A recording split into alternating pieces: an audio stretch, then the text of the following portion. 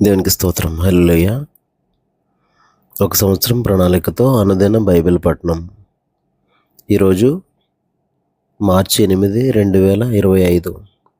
ఈరోజు కొరకు ఏర్పాటు చేయబడిన బైబిల్ వాక్య భాగాలు పాత నిబంధన ద్వితీయోపదేశ కాండము 5, 6, 7 అధ్యాయాలు మరియు కొత్త నిబంధన మార్కు సువార్త 12వ అధ్యాయము 1 నుండి 27 వచనాలు. మొదటిగా ద్వితీయోపదేశ కాండము 5వ అధ్యాయము. మోషే ఇశ్రాయేలీయులందరినీ పిలిపించి ఇట్లనెను, ఇశ్రాయేలీయులారా, నేను మీ వినికిడిలో నేడు చెప్పుచున్న కట్టడలను విధులను విని వాటిని నేర్చుకొని వాటిని అనుసరించి నడువుడి. మన దేవుడైన యెహోవా హోరేబులో మనతో నిబంధన చేసెను. యెహోవా మన పితరులతో కాదు, నేడు ఇక్కడ సజీవులమై ఉన్న మనతోనే ఈ నిబంధన చేసెను. యెహోవా ఆ కొండ మీద అగ్ని మధ్య నుండి ముఖాముఖిగా మీతో మాట్లాడగా మీరు ఆ అగ్నికి భయపడి ఆ కొండ ఎక్కలేదు. గనుక యెహోవా మాట మీకు తెలియజేయుటకు నేను యెహోవాకును మీకును మధ్యను నిలిచి ఉండగా యెహోవా ఎలాగని సెలవిచ్చాను, దాసుల గృహమైన ఐగుప్తు దేశంలో నుండి నిన్ను రప్పించిన నీ దేవుడనైన యెహోవాను నేనే. నేను తప్ప వేరొక దేవుడు నీకుండకూడదు. పైనున్న ఆకాశం అందే గాని, క్రిందనున్న భూమి అందే గాని, భూమి క్రిందనున్న నేల అందే గాని ఉండు దేని పోలికనైన విగ్రహమును చేసుకొనకూడదు, వాటికి నమస్కరింపకూడదు, వాటిని పూజింపకూడదు. నీ దేవుడనైన యెహోవానగు నేను రోషము గల దేవుడను. నన్ను ద్వేషించు వారి విషయంలో 3-4 తరముల వరకు తండ్రుల దోషమును కుమారుల మీదకి రప్పించుచు, నన్ను ప్రేమించి నా ఆజ్ఞలను గైకొని వారి విషయంలో 1000 తరముల వరకు కరుణించువాడనై ఉన్నాను. నీ దేవుడైన యెహోవా నామమును వ్యర్థముగా ఉచ్చరింపకూడదు. యెహోవా తన నామమును వ్యర్థముగా ఉచ్చరించు వారిని నిర్దోషిగా ఎంచడు. నీ దేవుడైన యెహోవా నీకు ఆజ్ఞాపించినట్లు విశ్రాంతి దినమును పరిశుద్ధముగా ఆచరించుము. 6 దినములు నీవు కష్టపడి నీ పని అంతయు చేయవలెను. 7వ దినము నీ దేవుడైన యెహోవాకు విశ్రాంతి దినము. దానిలో నీవైనను, నీ కుమారుడైనను, నీ కుమార్తె అయినను, నీ దాసుడైనను, నీ దాసి అయినను, నీ ఎద్దైనను, నీ గాడిద అయినను, నీ పశువులలో ఏదైనను, నీ ఇండ్లలో నున్న పరదేశి అయినను ఏ పనియు చేయకూడదు. ఎందుకంటే నీవలే నీ దాసుడును నీ దాసియును విశ్రమింపవలెను. నీవు ఐగుప్తు దేశమందు దాసుడివై ఉన్నప్పుడు నీ దేవుడైన యెహోవా బాహుబలం చేతను చాచిన చేతి చేతను నిన్ను అక్కడ నుండి రప్పించనని జ్ఞాపకం చేసుకోనుము. అందుచేతను విశ్రాంతి దినము ఆచరింపవలనని నీ దేవుడైన యెహోవా నీకు ఆజ్ఞాపించాను. నీ దేవుడైన యెహోవా నీకు అనుగ్రహించు దేశంలో నీవు దీర్ఘాయుష్మంతుడవై నీకు క్షేమమగునట్లు నీ దేవుడైన యెహోవా నీకు ఆజ్ఞాపించిన లాగున నీ తండ్రిని నీ తల్లిని సన్మానింపము. నరహత్య చేయకూడదు, వ్యభిచరింపకూడదు, దొంగిలకూడదు, నీ పొరుగువాని మీద అబద్ధ సాక్ష్యం పలుకకూడదు, నీ పొరుగువాని భార్యను ఆశింపకూడదు, నీ పొరుగువాని ఇంటినైనను, వాని పొలమునైనను, వాని దాసునైనను, వాని దాసినైనను, వాని ఎద్దునైనను, వాని గాడిదనైనను, నీ పొరుగువాని దగు దేనినైనను ఆశింపకూడదు. ఈ మాటలను యెహోవా ఆ పర్వతం మీద అగ్ని మేఘ గాఢాంధకారముల మధ్య నుండి గొప్ప స్వరముతో మీ సమాజం అంతటితో చెప్పి 2 రాతి పలకల మీద వాటిని వ్రాసి నాకు ఇచ్చాను. ఆయన మరేమీ చెప్పలేదు. మరియు ఆ పర్వతం అగ్ని వలన మండుచున్నప్పుడు ఆ చీకటి మధ్య నుండి ఆ స్వరమును విని మీరు అనగా మీ గోత్రముల ప్రధానులను మీ పెద్దలను నా యొద్దకు వచ్చి, మన దేవుడైన యెహోవా తన ఘనతను మహత్యమును మాకు చూపించాను. అగ్ని మధ్య నుండి ఆయన స్వరమును వింటిమి. దేవుడు నరులతో మాట్లాడినాను, వారు బ్రతుకుదురని నేడు తెలుసుకుంటిమి. కాబట్టి మేము చావనేలా ఈ గొప్ప అగ్ని మమ్మల్ని దహించును. మేము మన దేవుడైన యెహోవా స్వరము ఇక వినిన ఎడల చనిపోదుము. మా వలె సమస్త శరీరంలో మరి ఎవడు సజీవుడైన దేవుని స్వరం అగ్ని మధ్య నుండి పలుకట విని బ్రతికెను. నీవే సమీపించి మన దేవుడైన యెహోవా చెప్పునది యావత్తు వినుము. అప్పుడు మన దేవుడైన యెహోవా నీతో చెప్పినది యావత్తు నీవే మాతో చెప్పిన ఎడల మేము విని దాన్ని గైకొందుమని చెప్పితిరి. మీరు నాతో మాట్లాడినప్పుడు యెహోవా మీ మాటలు వినెను. అప్పుడు యెహోవా నాతో ఇలాగ సెలవిచ్చాను, ఈ జనులు నీతో చెప్పిన మాటలు నేను విని ఉన్నాను. వారు చెప్పిందంతయు మంచిదే. వారికిని వారి సంతానమునకును నిత్యమును క్షేమం కలుగునట్లు వారు నాయందు భయభక్తులు కలిగి నా ఆజ్ఞలన్నిటినీ అనుసరించు మనస్సు వారికి ఉండిన మేలు. మీ గుడారములలోనికి తిరిగి వెళ్ళుడని నీవు వారితో చెప్పుము. అయితే నీవు ఇక్కడ నా యొద్ద నిలిచి ఉండుము. నీవు వారికి బోధింపవలసిన ధర్మం అంతటిని, అనగా కట్టడలను విధులను నేను నీతో చెప్పెదను.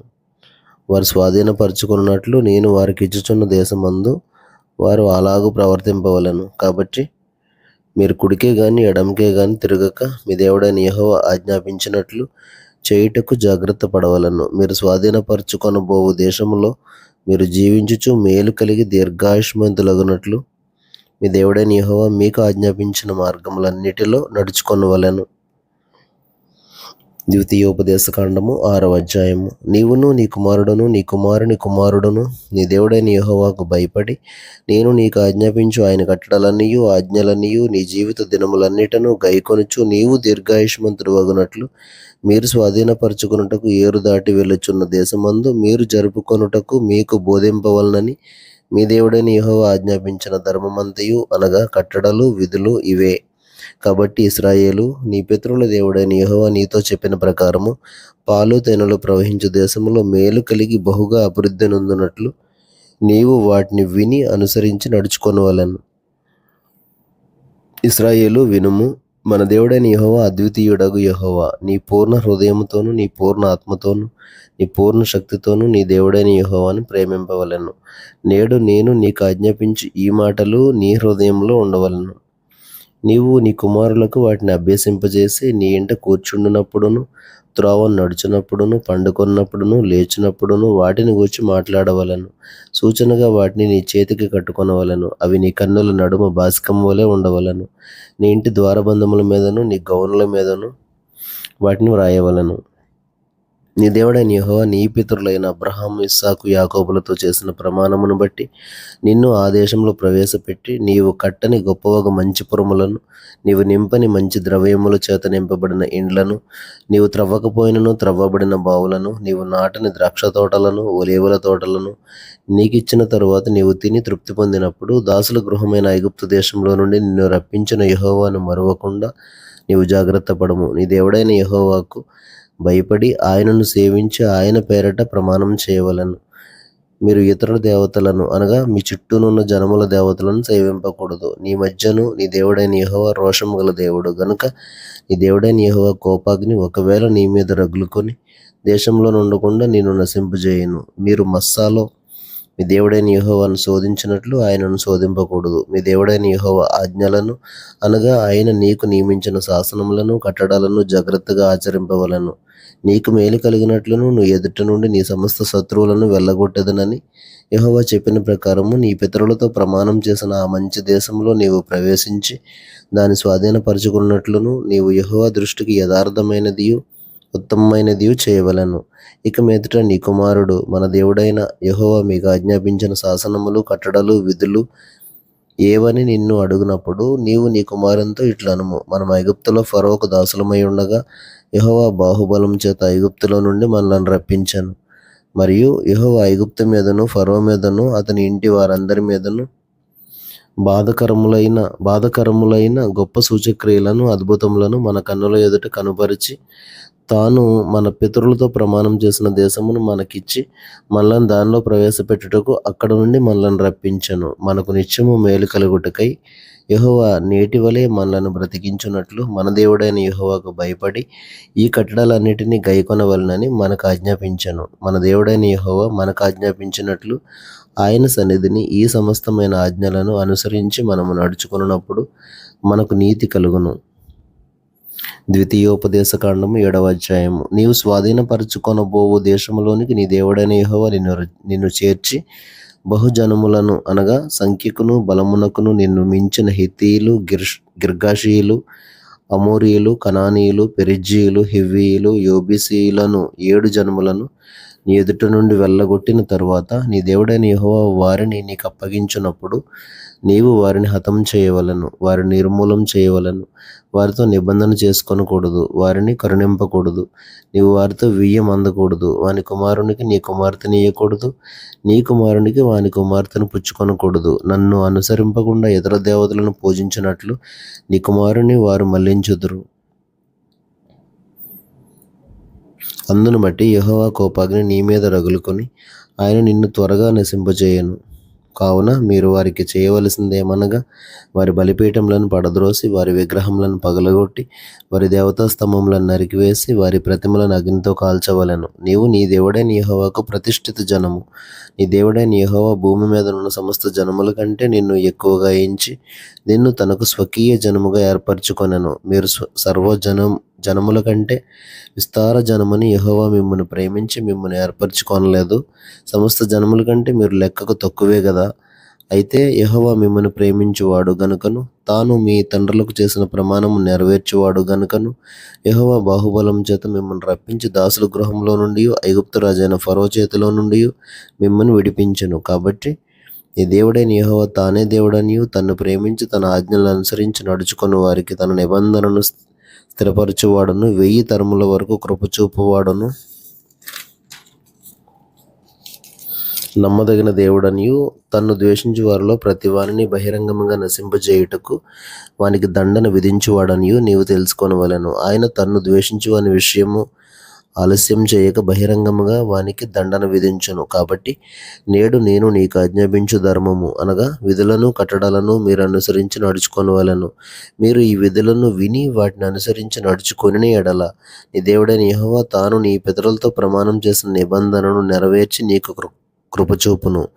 ఆయన నిన్ను ప్రేమించి ఆశీర్వదించి అభివృద్ధి చేసి నీకిచ్చెదనని నీ పితరులతో ప్రమాణం చేసిన దేశంలో నీ గర్భఫలమును నీ భూఫలమైన నీ సస్యమును నీ ద్రాక్షరసమును నీ నూనెను నీ పశువుల మందలను నీ గొర్రెల మందలను మేకల మందలను దీవించును. సమస్త జనముల కంటే ఎక్కువగా నీవు ఆశీర్వదింపబడదు. నీలో మగవానికే గాని ఆడదానికే గాని గుడ్డితనం ఉండదు. నీ పశువుల్లోనైనను ఉండదు. యెహోవా నీ యొద్ద నుండి సర్వరోగములను తొలగించి నీవెరిగియున్న ఐగుప్తులోని కఠినమైన క్షయవ్యాధులన్నిటినీ నీకు దూరపరిచి నిన్ను ద్వేషించు వారందరి మీదికే వాటిని పంపించును. మరియు నీ దేవుడైన యెహోవా నీకు అప్పగించుచున్న సమస్త ప్రజలను నీవు బొత్తిగా నాశనం చేయుదువు. నీవు వారిని కటాక్షింపకూడదు, వారి దేవతలను పూజింపకూడదు. ఎలయనగా అది నీకు ఉరియగును. ఈ జనములు నాకంటే విస్తారముగా ఉన్నారు, నేను ఎట్లు వారిని వెళ్ళగొట్టగలనని నీవు అనుకుందువేమో. వారికి భయపడకుము.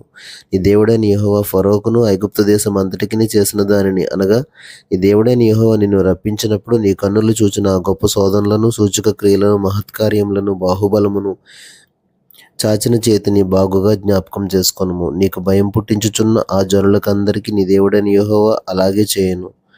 మరియు మిగిలిన వారును నీ కంటపడక దాగిన వారును నశించు వరకు నీ దేవుడైన యెహోవా వారి మీదకి పెద్ద కందిరీగలను పంపును. వారిని చూచి జడియవద్దు. నీ దేవుడైన యెహోవా నీ మధ్యనున్నాడు. ఆయన భయంకరుడైన మహాదేవుడు. నీ దేవుడైన యెహోవా నీ ఎదుట నుండి క్రమక్రమముగా ఈ జనములను తొలగించును. అడవి మృగములు విస్తరించి నీకు బాధకములుగా ఉండవచ్చును గనుక వారిని ఒక్కమారు నీవు నాశనం చేయ తగదు. అది నీకు క్షేమకరము కాదు. అయితే నీ దేవుడైన యెహోవా వారిని నీకు అప్పగించి వారిని నశింపజేయు వరకు వారిని బహుగా తల్లడెల్ల చేయను.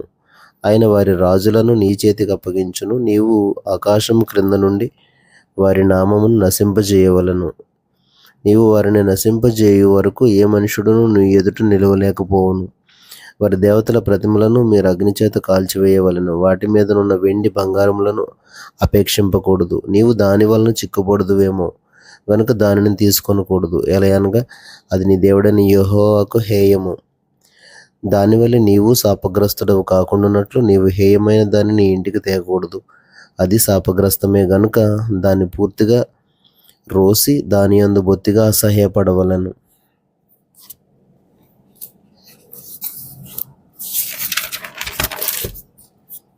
క్రొత్త నిబంధన 12వ అధ్యాయము 1 వచనము నుండి 27 వచనాలు. ఆయన ఉపమాన రీతిగా వారికి బోధింపనారంభించెను. ఎట్లనగా ఒక మనుషుడు ద్రాక్ష తోట నాటించి దాని చుట్టూ కంచె వేయించి ద్రాక్షల తొట్టి తొలిపించి గోపురం కట్టించి కాపులకు దానిని గుత్తకిచ్చి దేశాంతరం పోయెను. పంటకాలమందు ఆ కాపుల నుండి ద్రాక్ష తోట పండ్లలో తన భాగం తీసుకుని వచ్చుటకు కాపుల యొద్దకు అతడు ఒక దాసుని పంపగా వారు వాని పట్టుకుని కొట్టి వట్టి చేతులతో పంపివేసిరి. మరలా అతడు మరి ఒక దాసుని వారి యొద్దకు పంపగా వారు వాణ్ణి తల గాయం చేసి అవమానపరిచిరి. అతడు మరి ఒకని పంపగా వానిని చంపిరి. అతడు ఇంక అనేకులను పంపగా వారు కొందరిని కొట్టిరి, కొందరిని చంపిరి. ఇంకనూ అతనికి ప్రియకుమారుడు ఒకడు ఉండెను గనుక వారు తన కుమారుని సన్మానించుతారు అనుకుని తుదకు వారి యొద్దకు అతన్ని పంపాను. అయితే ఆ కాపులు, ఇతడు వారసుడు, ఇతన్ని చంపుదాము రండి, అప్పుడు స్వాస్థ్యము మనదగునని తమలో తాము చెప్పుకొని అతడిని పట్టుకుని చంపి ద్రాక్ష తోట వెలుపల పారవేసిరి. కావున ఆ ద్రాక్ష తోట యజమానుడు ఏం చేయను? అతడు వచ్చి ఆ కాపులను సంహరించి ఇతరులకు ఆ ద్రాక్ష తోట ఇచ్చును గదా. మరియు ఇల్లు కట్టువారు నిరాకరించిన రాయి మూలకు తలరాయి ఆయను. ఇది ప్రభువు వలననే కలిగెను.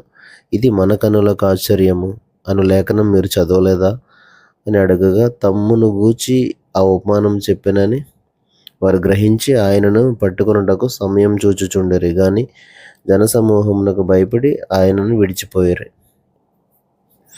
వారి మాటలలో ఆయనను చిక్కుపరచవలనని పరిసయ్యులను హేరోదీయులను కొందరిని ఆయన వద్దకు పంపిరి. వారు వచ్చి, బోధకుడా, నీవు సత్యవంతుడవు, నీవు ఎవరిని లక్ష్య పెట్టని వాడవని మేమెరుగుదుము. నీవు మోమోటం లేనివాడవై దేవుని మార్గం సత్యముగా బోధించువాడవు. కైసరుకు పన్నిచ్చుట న్యాయమా కాదా? ఇచ్చదమా ఇయ్యకుందుమా అని ఆయన్ని అడిగిరి. ఆయన వారి వేషధారను నెరిగి, మీరు నన్ను ఎందుకు శోధించుచున్నారు? ఒక ధ్యానారము నా యొద్దకు తెచ్చి చూపుడని వారితో చెప్పాను. వారు తెచ్చిరి. ఆయన, ఈ రూపమును పై వ్రాతయు ఎవరివని వారిని అడగగా వారు కైసరివి అనిరి. అందుకు యేసు, కైసరివి కైసరునకును, దేవునివి దేవునికుని చెల్లించుడని వారితో చెప్పగా వారు ఆయనను గూర్చి బహుగా ఆశ్చర్యపడిరి. పునరుత్థానం లేదని చెప్పిడి సద్దూకయ్యులు ఆయన యొద్దకు వచ్చి, బోధకుడా, తన భార్య బ్రతికి ఉండగా ఒకడు పిల్లలు లేక చనిపోయిన ఎడల వాని సహోదరుడు వాని భార్యని పెండ్లి చేసుకుని తన సహోదరునికి సంతానం కలుగజేయవలనని మోషే మాకు రాసి ఇచ్చాను. 7 సహోదరులు ఉండిరి. మొదటివాడు ఒక స్త్రీని పెండ్లి చేసుకుని సంతానం లేక చనిపోయాను గనుక రెండవ వాడు ఆమెను పెండ్లి చేసుకున్నాను, వాడును సంతానం లేక చనిపోయాను. అటువలనే 3వ వాడును చనిపోయాను. ఇట్లు 7 సంతానం లేకయే చనిపోయిరి. అందరి వెనుక ఆ స్త్రీయు చనిపోయాను. పునరుత్థానమందు వారిలో ఎవనికి ఆమె భార్యగా ఉండును? ఆమె ఆ 7 భార్య ఆయను గదా అని అడిగిరి. అందుకు యేసు, మీరు లేఖనములను గాని దేవుని శక్తిని గాని ఎరగకపోవుట వలననే పొరపడుచున్నారు. వారు మృతుల్లో నుండి లేచినప్పుడు పెండ్లి చేసుకొనరు, పెండ్లికి ఇయ్యబడరు గాని పరలోకమందున్న దూతల వలె ఉందరు. వారు లేచెదరని మృతులను గూర్చిన సంగతి మోషే గ్రంథమందలి పొదను గురించిన భాగంలో మీరు చదవలేదా? ఆ భాగంలో దేవుడు, నేను అబ్రహాం దేవుడను, ఇస్సాకు దేవుడను, యాకోబు దేవుడనని అతనితో చెప్పాను. ఆయన సజీవుల దేవుడు గాని మృతుల దేవుడు కాడు. కావున మీరు బహుగా పొరపడుచున్నారని వారితో చెప్పాను. దేవుడు తన పరిశుద్ధ వాక్యమును మన వినికిడిలో దీవించునుగాక. ఆమెన్.